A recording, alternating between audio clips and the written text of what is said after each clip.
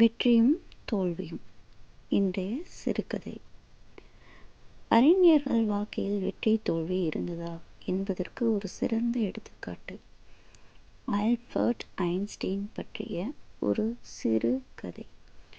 Albert Einstein சிறு வயதில் பேசுவதற்கே தாமதம் ஏற்பட்ட குழந்தை.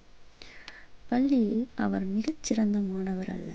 சில ஆசிரியர்கள் இவனால் வாழ்க்கையில் எதுவுமே சாதிக்க முடியாது என்று கூறினார்கள்.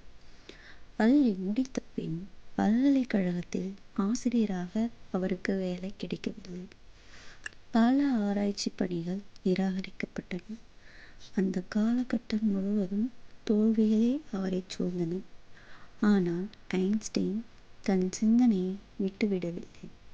தினமும் சிந்தித்து ஆய்வு செய்து புதிய கருத்துக்களை உருவாக்கினார். பல ஆண்டுகளுக்கு பிறகு அவரது சார்பியல் கோட்பாடு தியரி ஆஃப் ரிலேட்டிவிட்டி உலகையே ஆச்சரியப்படுத்தியது. பின்னர் அவர் நோபல் பரிசு பெற்ற உலக புகழ்பெற்ற அறிஞராக உயர்ந்தார். நீதி கருத்து. அறிஞர்களின் வாழ்க்கையிலும் தோல்வி உண்டு. ஆனால் தோல்வியை தாண்டி முயற்சி செய்தவர்களே வரலாற்றில் வெற்றியாளர்களாக மாறுகின்றனர். எனவே நம் வாழ்க்கையிலும் தோல்வி இருக்கலாம்.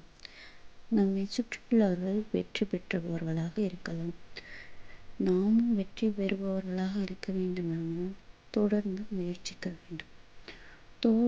தொடர் தோல்வி கண்டு கண் கலங்கி பாதியிலேயே முயற்சியை விட்டுவிடுபவர்களால் என்றுமே வெற்றியாளர்களாக மாற முடியாது என்பதை நாம் தெளிவாக புரிந்து கொள்ள வேண்டும். வெற்றி என்பது ஒரு நாளில் நடக்க முடியாத ஒன்று. தொடர் முயற்சியால் மட்டுமே வெற்றி என்ற ஒன்றை நாம் அடைய முடியும்.